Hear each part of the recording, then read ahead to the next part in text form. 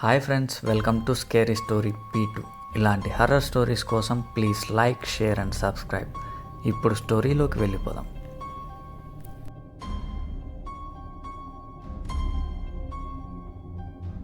కొంతకాలంగా తన స్టడీస్ కోసం ఇంటికి దూరంగా ఉంటున్న ఆమెని సడన్గా ఇంటికి రావడంతో వాళ్ళ అమ్మ నాన్న ఆమెను చూసి ఆనందంతో ఎలా ఉన్నావు అమ్మా ఆమెని అంటారు.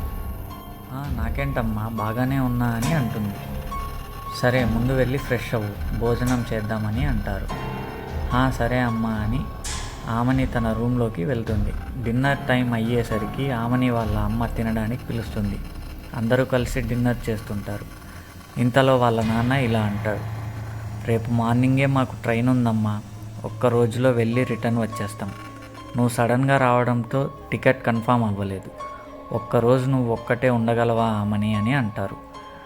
అప్పుడు ఆమెని, అందులో ఏముంది నాన్న, మీరు వెళ్ళేసి రండి, ఒక్కరోజే కదా అని అంటుంది. అలా అందరూ డిన్నర్ చేసి ఎవరి రూమ్స్లోకి వాళ్ళు వెళ్ళి పడుకుంటారు. ఉదయం లేవగానే ట్రైన్కి టైం అవ్వడంతో ఆమెని వాళ్ళ అమ్మ, ఏమైనా అవసరం ఉంటే కాల్ చేయి, బాయ్, జాగ్రత్త అని వెళ్తారు. అలా అందరికీ బాయ్ చెప్పి ఆమెని మళ్ళీ ఇంట్లోకి వెళ్ళి పడుకుంది. అలా కాసేపు అయ్యాక బయట నుంచి ఎవరో పిలవడంతో బయటకు వచ్చి చూస్తుంది. కానీ అక్కడ బయట ఎవరూ లేకపోవడంతో ఒక్కసారి గట్టిగా ఎవరక్కడా అని పిలిచింది. కానీ అక్కడ ఎవరూ రాకపోవడంతో మరీ లోపలికి వెళ్ళి డోర్ లాక్ వేసుకొని ఇంకా చేసేదేమీ లేక బుక్ తీసుకొని చదువుతూ కూర్చొని ఉంది. ఇంతలో బయట నుంచి మళ్ళీ ఎవరో ఆమెని అని పిలిచారు. సడన్గా అలా ఆమె పేరు వినిపించడంతో భయపడి చేతిలో ఉన్న పుస్తకం కింద పడేసింది. అలాగే భయపడుతూ బయటకు వచ్చి ఎవరు అని పిలిచింది. చూస్తే అక్కడ వాళ్లకు పాలు వేసే ఆమెని, నేనమ్మా కాంతమ్మని, పాలు ఇచ్చి వెళ్దామని వచ్చాను. అప్పుడు ఆమెని, అయ్యో ఆంటీ మీరా, నేను ఇంకా ఎవరో అని భయపడిపోయా. అయ్యో సారీ అమ్మా, ఇదిగో కొంచెం ఈ గేట్ తీసి పాలు తీసుకొని వెళ్ళు అని పిలిచింది. అప్పుడు ఆమెని, ఈరోజు పాలు వద్దా ఆంటీ, అమ్మ వాళ్ళు రేపు వస్తారు, రేపు ఇవ్వండి అని చెప్పడంతో, అవునా, ఇటు రా అమ్మ ఆమెని, ఎన్ని రోజులైందో నిన్ను చూసి. ఆంటీ మీరే లోపలికి రండి, పర్లేదు, నేను లోపలికి రావటానికి ఏం లేదమ్మా, కానీ మీ టామీ ఉన్నాడే, వాడు నన్ను లోపలికే రానివ్వడు. అయ్యో అవును, టామీ విషయమే మర్చిపోయా ఆంటీ, నేను టామీ అని పిలవడం మొదలుపెట్టింది ఆమెని. ఇంతలో ఫోన్ రింగ్ అవుతున్న సౌండ్ ఆమెనికి వినిపించింది. ఒక్క నిమిషం ఆంటీ అని లోపలికి వెళ్ళింది ఆమెని. ఫోన్ తీసుకొని చెప్పమ్మా అని మాట్లాడడం మొదలుపెట్టింది. కానీ వాళ్ళ అమ్మకి ఆమెని మాటలు వినిపించడం లేదు. దాంతో వాళ్ళ అమ్మ, ఆమెని నీ మాటలు ఏమీ వినిపించడం లేదమ్మా, మేము త్వరగా వచ్చేస్తాం, జాగ్రత్త అని చెప్పి కాల్ కట్ చేసింది.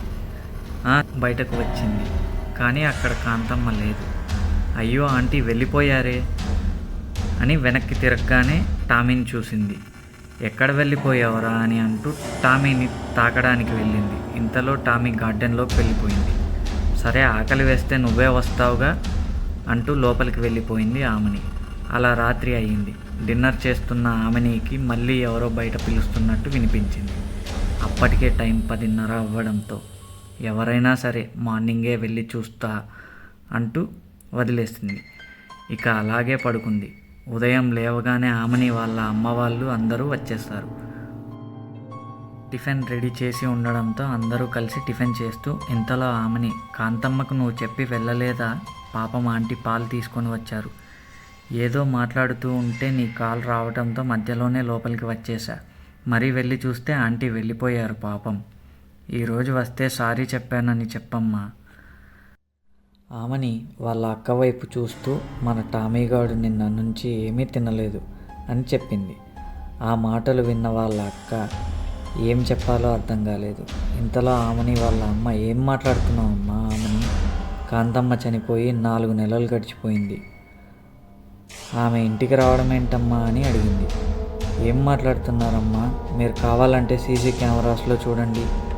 అప్పుడు ఆమెని వాళ్ళ అక్క, ఏం చూడాలి, టామీగాడు చనిపోయి కూడా 1 వీక్ అవుతుంది, అప్పుడు ఆమెని వెళ్ళి సీసీ కెమెరాస్ రికార్డింగ్ చూస్తుంది. కానీ అందులో ఆమెనికి